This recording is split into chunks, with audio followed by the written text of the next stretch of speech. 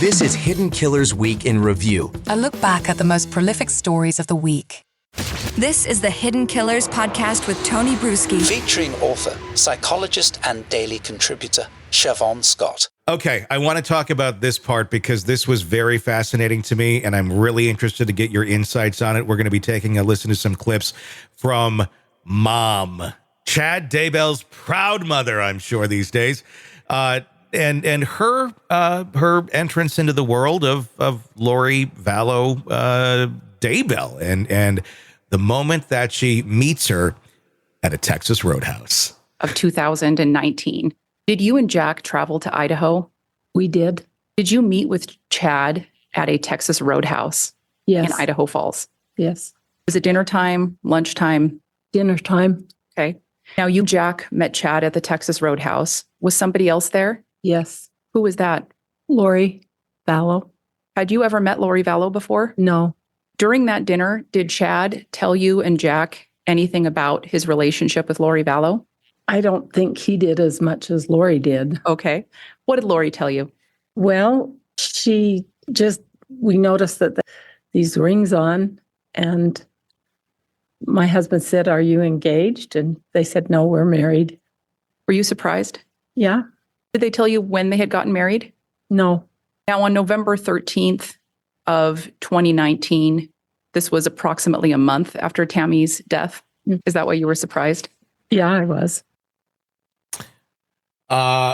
Reactions to Mom. Well, Mom, I think is in touch with reality at this point. Yeah. Yeah, it's just how do you wrap your head around that? You know, a month later, your son's married with this new wife with this weird story. Yeah. Yeah. I don't know much about her by any means. Chad Daybell's mom seems like a nice lady who might bake some good cookies or something. Doesn't really surprise me that that's Mom. And kind of why Chad is the low functioning dimwit. Is that that he is? That just rolled out. Yeah, I love it. I kind of like, okay, probably not, the most, let's hear a little more testimony from her, where Lori has a conversation over those delicious rolls at Texas Roadhouse, about her dead husband, and a very interesting piece of information that she reveals at this questionable point in time where others don't necessarily know what happened to the kids, but she tells her right there as they order the bloomin' onion. Okay. Did Chad or Lori tell you anything about whether or not Lori had been married before? Chad didn't. Did Lori? Yes. What did Lori tell you? Oh, that she'd been married before? Yes. Well, she just said that her husband had recently died. Did she say how he had died? Heart attack. When Lori said that her husband had died of a heart attack, what did Chad say, if anything? I don't remember any specific mention. Okay. And did Lori or Chad say anything about whether or not Lori had children? She said she had a daughter that had died. Do you remember how old that daughter was? She didn't say a date. Did she say anything about whether or not she had a young son? No. When Lori said that her daughter died, did Chad say anything that you recall? No, I don't think. At the end of that dinner, did you believe that Lori had a daughter who had died? Yes. That doesn't play too well for Chad. No. The daughter's dead. She's saying this at Texas Roadhouse as they're about to clap and do a birthday song. Just had to put a lot of Texas Roadhouse references in there. I cringe anytime I'm there.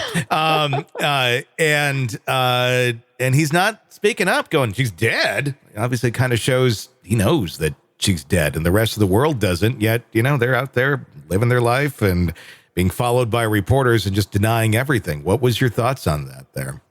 It's just amazing how, I go back to Chad's level of ability to manipulate people and the fact that he is so dumb and inept. I mean, it's just incredible.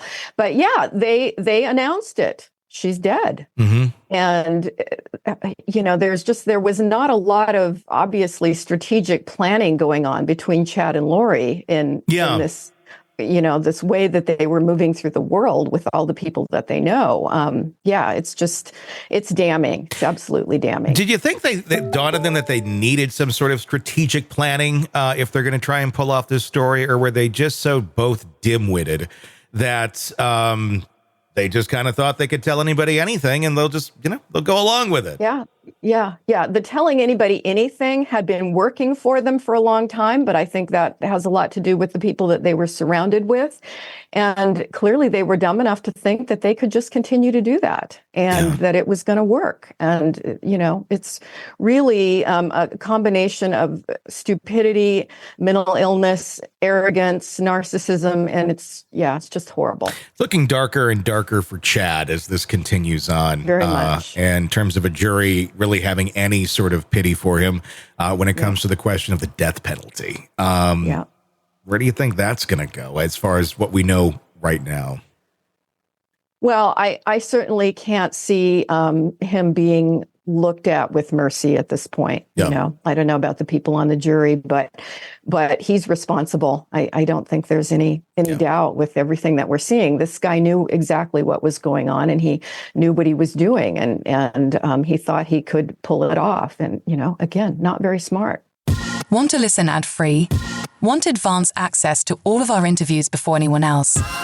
Become a True Crime Today Premium Plus subscriber on Apple Podcasts. You get every episode commercial-free. So you can binge on true crime until you can binge no more. Search True Crime Today Premium Plus on Apple Podcasts now, or go to our podcast page and sign up now. More of the Hidden Killers podcast next.